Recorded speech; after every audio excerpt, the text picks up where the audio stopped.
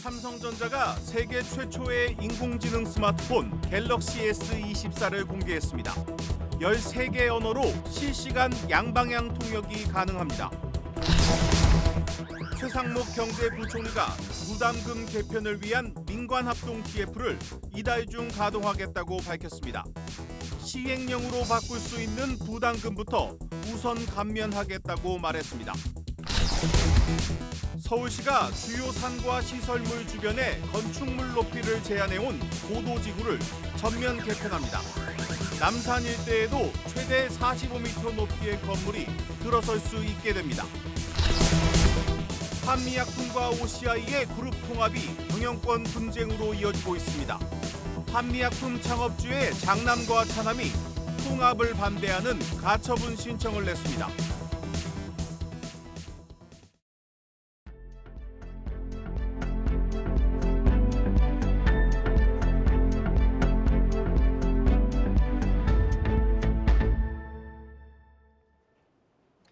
뉴스플러스 시작합니다. 한미약품과 OCI의 그룹 통합이 경영권 분쟁으로 이어지고 있습니다. 이 통합 과정에서 소외된 한미약품 창업주의 장남과 차남이 통합을 반대하는 가처분 신청을 냈습니다. 이 집안 싸움이 이제 법적 분쟁으로 비화하고 있습니다. 첫 소식 박승원 기자입니다. 두 그룹 통합 발표 이후 절차를 문제 삼으며 법정 대응을 예고해온 임종윤 한미약품 사장이 본격적인 움직임에 나섰습니다. 남동생인 임종훈 사장과 함께 수원지방법원에 신주 발행 금지 가처분 신청을 낸 겁니다. 구체적인 내용은 아직이지만 그동안 임종윤 사장이 제3자 유상증자 추진 과정에서 위법성이 있다고 주장해온 만큼 관련 내용이 담겼을 것으로 추정됩니다. 한미그룹 모녀인 송영숙 회장과 임주현 실장이 주도한 OCI와의 통합에 장남과 차남이 반격에 나서며 전례 없는 이종기업 간 통합이 성사될지는 법정에서 가려지게 됐습니다. 법원에서 가처분이 인용된다면 통합의 제동이, 기각이 된다면 통합의 속도가 붙을 전망입니다. 이에 대해 한미약품은 통합 요건상 문제가 없어 가처분 인용 가능성이 낮다는 입장을 밝혔습니다. 업계에서는 가처분 신청이 받아들여지지 않을 가능성에 무게를 두고 있습니다. 기본적으로 M&A의 필요성이 있는지가 판단 대상이기는 한데 법원이 경영적인 판단에 대해서 너무 타이트한 기준을 적용하지는 않고요. 상당 부분 경영진에 대한 재량권이 인정되기 때문에 신주 발행 가처분 단계에서 법원이 M&A에 제동을 거는 그런 가능성은 높지 않을 것으로 보입니다. 가처분 신청 결과가 어떻든 오는 3월 주총에서 통합을 둘러싼 표대결이 이뤄질 수 있다는 전망도 나옵니다. 이렇게 되면 장차남이 뜻을 같이 한 가운데 한미사이언스의 지분 12%를 보유한 신동국 한양정밀 회장의 판단이 핵심 변수가 될 것으로 보입니다. 지분 구조를 보면 어느 쪽도 확실한 우위를 점하지 못하고 있습니다. 신 회장이 누구 편에 서느냐에 따라 지분율이 30%를 넘어 승리할 수 있지만 신 회장은 아직까지 정확한 입장을 내놓지 않고 있습니다. 한편 한미사이언스의 주가는 오늘 10% 이상 급락했습니다. 일부 증권사들은 경영권 분쟁으로 한미사이언스의 주가가 요동치자 개인 투자자들의 비투를 줄이기 위해 증거금률을 높였습니다. 한국경제TV 박승원입니다. 삼성전자가 세계 최초의 인공지능 스마트폰 갤럭시 S24를 공개했습니다. 무려 13개 언어로 실시간 통역 지원을 받으면서 통화가 가능합니다. 삼성은 인공지능 스마트폰 생태계를 빠르게 구축해서 시장의 판도를 뒤집겠다고 공언했습니다. 미국 캘리포니아 세너제이에서 박혜린 기자입니다. 시공간을 초월한 듯 꾸며진 원형 경기장. 2천여 명의 전 세계 미디어와 파트너사들이 한자리에 모인 가운데 삼성전자가 최초의 AI폰 갤럭시 S24 시리즈를 공개했습니다. 포문을 연 노태문 삼성전자 MX 사업부장은 갤럭시 S24는 세상과 소통하는 방식을 혁신할 것이라며 AI폰으로 기술 지형을 재편하겠다고 밝혔습니다. A new age of connection, creativity, and collaboration that begins today. We call it the Eureka moment. 이어 주요 기능들이 공개되자 관객석에서 감탄과 박수가 연이어 쏟아져 나옵니다. 가장 큰 주목을 받은 건 13개 언어를 자유자재로 구사할 수 있는 실시간 통역 통화 기능입니다. 클라우드를 거치지 않고 기기 자체에서 구동되는 온디바이스 AI를 기반으로 인터넷 연결 없이도 이용할 수 있습니다. 아이가 먹을 수 있는 음식도 있나요? Is there any food that a child can eat? Yes, we have a kids menu and we have a large variety of food with no chili or spicy food. 네, 어린이 메뉴가 있고 칠리나 향신료, 매운 음식이 없는 다양한 음식이 있습니다. 이렇게 영어를 전혀 하지 못해도 식당 예약을 막힘없이 할 수 있습니다. AI 기술이 언어의 장벽을 크게 무너뜨린 겁니다. 노태문 사장은 히로시 로카이모 구글 수석 부사장과 나란히 등장하며 구글과의 굳건한 동맹을 과시했습니다. 두 회사의 협업으로 개발된 서클 투 서치 기능이 동맹의 결정체입니다. 문자와 사진, 동영상까지 궁금한 부분에 원 하나만 그리면 AI가 알아서 검색 결과를 제공합니다. 만약 이렇게 인스타그램을 둘러보다 이 멋진 공간이 궁금해졌다면 화면에 원 하나만 그리면 이렇게 금세 찾아볼 수 있습니다. 줌 기능 등 AI를 기반으로 카메라 성능도 향상되고 AI가 사진의 왜곡이나 미흡한 부분을 자연스럽게 보정하는 생성형 편집 기능도 더해졌습니다. 그동안 출시설만 돌았던 헬스케어 웨어러블 기기인 갤럭시링의 티징 영상도 깜짝 공개되며 기대감을 자아냈습니다. 갤럭시링은 반지처럼 끼고 생활하며 다양한 건강 지표를 측정하고 관리할 수 있는 기기로 삼성은 올해 안에 갤럭시링을 출시해 헬스케어 시장 혁신을 주도한다는 전략입니다.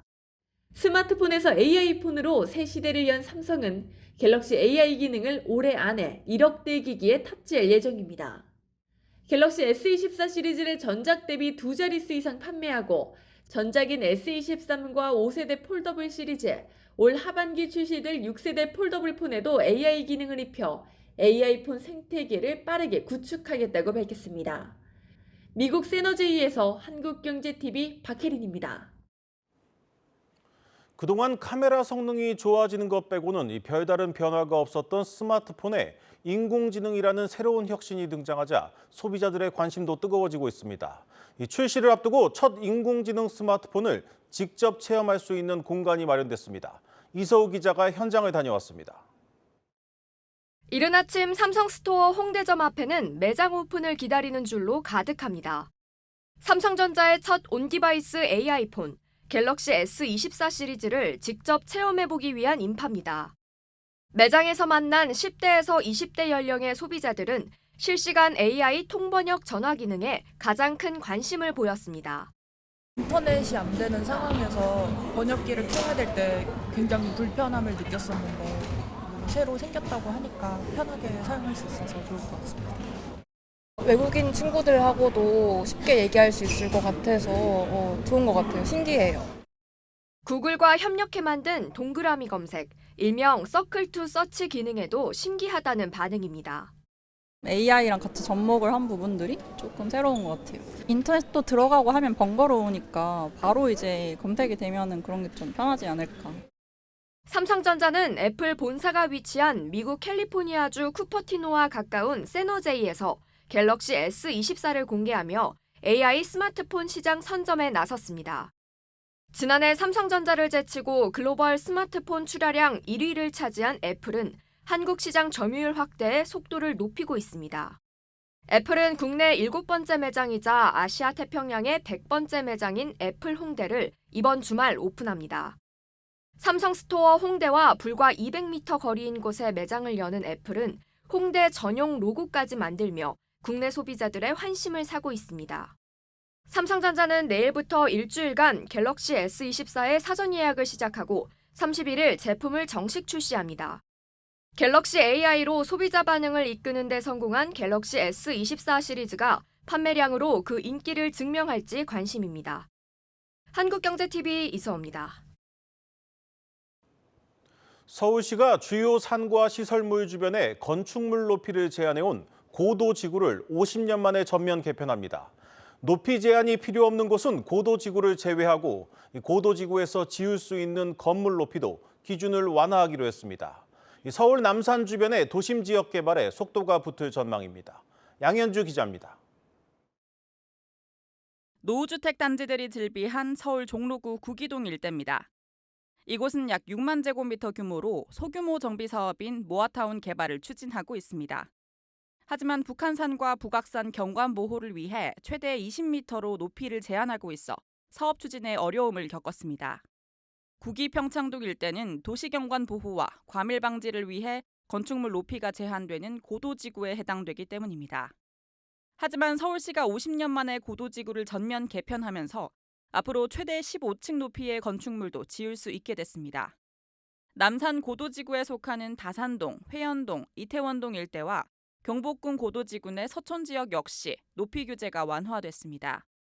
특히 구기평창, 남산 고도지구의 경우 주변 경관과 잘 어울릴 경우에 한해 최고 45m 높이까지도 가능해집니다. 서울시는 더 이상 높이 제한의 실효성이 없다고 판단한 지역을 고도지구에서 아예 해제했습니다. 구로구 오류동과 서초구 법원단지 주변 고도지구가 대표적입니다. 기존의 고도지구에 묶여있던 지역에서는 해당 지역이 아무리 노후화되더라도 정비하기가 그렇게 쉽지 않았습니다. 그런데 이번에 발표된 조치로 인해서 노후 주거지역을 정비하고 새로운 단지를 만드는 사업안에 대해서는 기존에 비교해서는 크게 사업성이 높아진 것으로 판단할 수 있습니다. 다만 여의도 서측으로 갈수록 건축물을 높게 지을 수 있도록 한 국회의사당 고도지구 추가 완화안은 국회의 반대로 유보됐습니다. 서울시는 재개발 정비구역을 지정할 때 토지 소유자 3분의 2 이상 동의가 필요하던 것을 절반 이상만 동의하면 가능하도록 바꿨습니다. 높이 규제 완화에 더해 정비사업 진입 문턱마저 낮아지면서 서울 지역의 개발 사업도 한층 속도를 낼 것으로 전망됩니다. 한국경제TV 양현주입니다.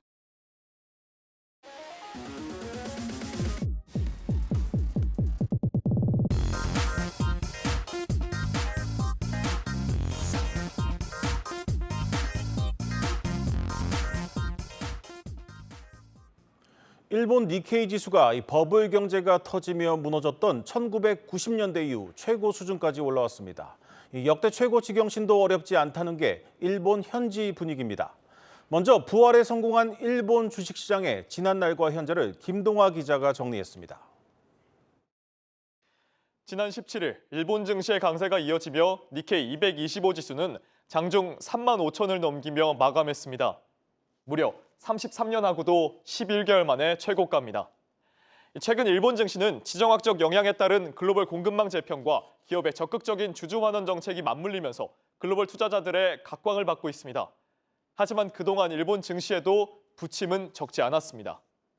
1985년 미국 정부는 무역 적자 문제를 해결하기 위해서 달러 가치를 강제로 내리는 플라자 합의를 일본과 맺습니다.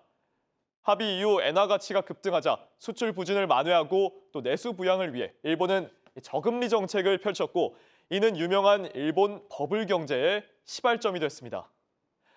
저금리는 사람들의 적극적인 투자로 이어졌고 주식과 주택 가격은 천정부지로 올랐습니다. 1989년 니케이 지수는 지금도 깨지지 않는 최고점을 기록했고 세계 50대 기업 중 일본 기업이 33개를 차지했습니다. 하지만 당시 일본의 가처분 소득 대비 가계부채 비율이 거의 140%대에 육박하는 등 저금리로 인한 부채 문제가 커지자 일본 정부는 칼을 빼들었습니다. 1990년 부동산 대출 총량 규제 시행과 함께 정책 금리를 인상했고 거품이 꼈던 일본 경제는 무너지기 시작했습니다. 그 후 일본에는 잃어버린 10년이 찾아왔습니다. 니케이 지수는 고점 대비 80% 추락했고 끝이 없을 것 같던 증시 미끄럼틀은 15년이 지나서야 겨우 멈췄습니다. 여기에 사상 최악의 재앙도 일어났죠. 리먼 사태와 동일본 대지진 그리고 후쿠시마 원자력 사고가 겹치며 상황은 더욱 심각해져만 간 겁니다. 그러자 이 문제를 해결하겠다며 새롭게 등장한 인물이 바로 아베였습니다. 아베는 버블 붕괴 이후 디플레이션을 잡기 위해 아베노믹스를 발표했습니다. 무제한 완화 정책인 아베노믹스 발표 이후 실제로 엔화의 가치는 떨어졌고 이 니케이 지수 역시 2013년 초부터 반등에 나섰습니다.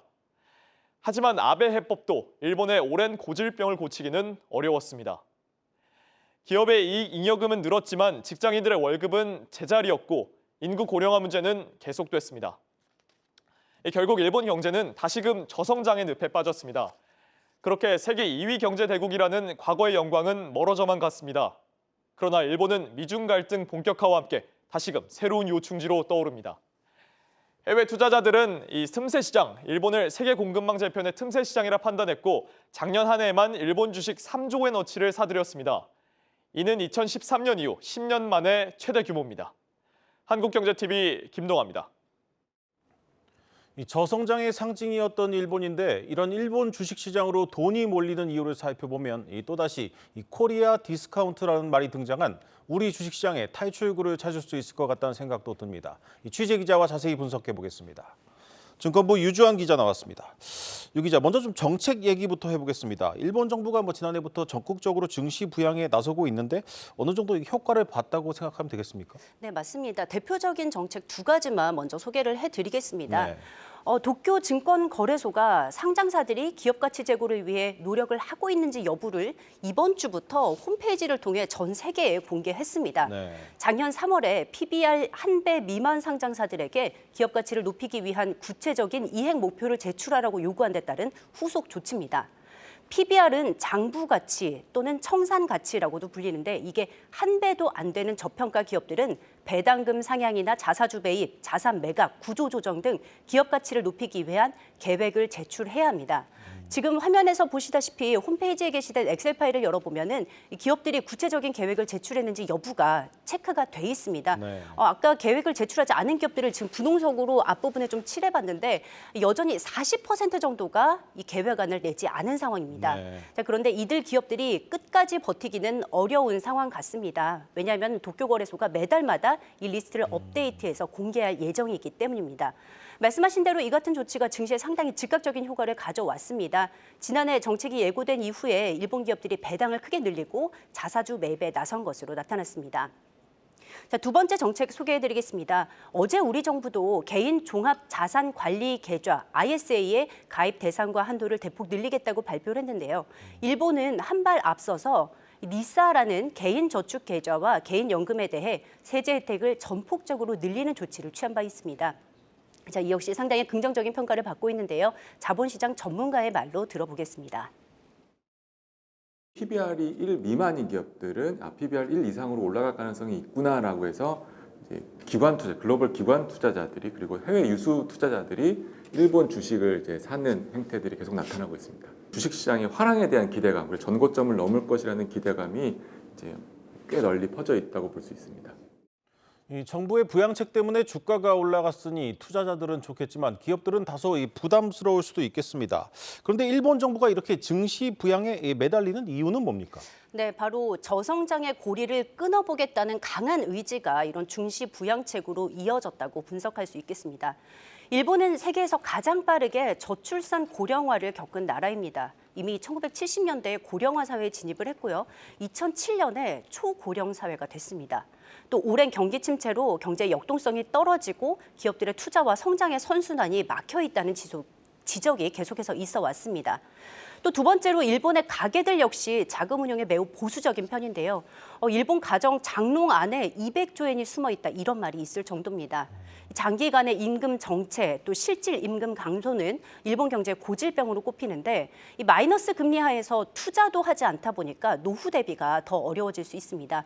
이런 상황에서 가계자산 증대를 위해 금융투자 상품으로 머니무브를 정부가 주도하고 또 수익을 낼 수 있는 판까지 좀 깔아준다고 볼 수 있겠습니다. 또 공적연금 측면을 살펴보겠습니다. 우리나라 국민연금의 기금운용 수익률이 1%만 올라도 연금 고갈을 5년 동안 늦출 수 있다는 통계가 나와 있는데요. 일본은 당장의 연금 고갈 이슈에서는 좀 피해 있지만요. 주식 수익률이 올라가면 연금 재정이 튼튼해지는 효과도 기대해 볼 수 있습니다. 네, 아무래도 일본 정부의 증시 부양책이 효과를 본 건 우선 일본 경제의 기초 체력이 회복되고 있기 때문일 겁니다. 특히 일본 기업들 실적이 좀 좋아지고 있네요. 네, 맞습니다. 경제의 기초 체력을 가늠할 수 있는 대표적인 가늠자 중 하나가 바로 기업의 실적인데요. 계속해서 좋아지고 있습니다. 미중 갈등으로 인한 반사 효과가 일본 경제 회복을 이끈 측면이 있는데요. 대표적으로 반도체 산업을 말씀을 드리자면 TSMC나 마이크론, 삼성전자까지도 중국에서 일본으로 투자를 이전하고 있습니다. 또 여기에 엔저가 지속이 되면서 주력 산업인 자동차, 기계 등의 수출에서도 수익성이 개선되고 있습니다. 이에 따라 기업들의 실적이 3년간 연달아서 최고치를 경신하기도 했습니다. 자, 최근 실적 나온 것들 한번 살펴보겠습니다. 작년 4월에서 9월까지 일본의 상장 기업들은 매출이 전년 동기 대비 5.7% 증가한 375조 엔, 순이익이 9.8% 증가한 23조 엔을 기록했습니다. 특히 2분기 들어서 2분기인 7월에서 9월이 일본에서는 2분기인데 니케이 225 기업 절반 이상이 매출과 영업이익 모두 예상치를 웃돈 것으로 나타났습니다. 자, 먼저 관광객 증가에 따른 소비 증대로 인해 백화점 등 그 내수 기업들의 실적이 좋아졌고요. 수출 기업 역시 좋았습니다. 또 이달 말 이후 이제 3분기 기업들의 실적이 발표가 되는데 엔저가 지속됐다는 점을 감안을 했을 때 역시나 또다시 기대치를 뛰어넘을 것이란 전망이 나옵니다. 다만 일본 내에서 느끼는 경기 회복의 체감도가 이런 지표보다는 생각보다 낮다라는 지적도 있습니다. 개인 소비 지출이 늘어난 것으로 나오지만 엔저로 인해 급증한 외국인 관광객들이나 소비가 늘었고 일본의 내국인들은 그렇지 않다는 것입니다. 전 세계적 인플레이션의 영향에다가 수입 물가의 고공행진으로 인해 실질 임금 인상률이 줄었기 때문인데요. 결국에는 엔저의 착시 효과에 불과하다라는 지적입니다. 네, 이제 일본이 금리 인상에 나설 것이라는 전망까지 나오고 있습니다. 일본의 금리 인상 좀 낯설기까지 한데 일본 경제에는 앞으로 어떤 영향을 미치게 됩니까? 네, 맞습니다. 역대급 엔저가 계속되면서 수출 기업의 이익은 늘어났지만 반대로 수입 가격도 대폭 뛰었습니다. 네. 자, 오랜 엔저의 부작용을 해소하기 위해서 일본이 마이너스 금리에서 나오는 출구 전략을 고민하고 있습니다. 시장에서는 우에다 일본은행 총재의 취임 1주년을 맞는 오는 4월, 또 늦어도 9월에는 한 차례 정도는 금리 인상에 나설 것으로 보고 있습니다. 다만 엔화 가치가 급격히 오를 경우를 막기 위해서 이 당국은 매우 점진적이고 완화된 속도로 하겠다는 걸 재차 강조하고 있습니다. 이렇게 일본이 금리 인상에 나설 경우 그 자체로 좀 경기 회복에 자신감을 드러낸다고 볼 수가 있겠습니다. 다만 엔화 가치가 올라가면서 엔저의 효과는 좀 상쇄가 될 것으로 보입니다. 또 반대편의 전망에서는요, 올해부터 각국이 금리 인하에 나설 텐데 굳이 일본이 적극적으로 금리 인상을 할 필요가 없을 것으로 보는 시각도 있습니다. 이 경우에 생각보다 엔저가 더 오랫동안 유지될 것으로 보고 있습니다. 네, 잘 들었습니다. 증권부 유주환 기자였습니다.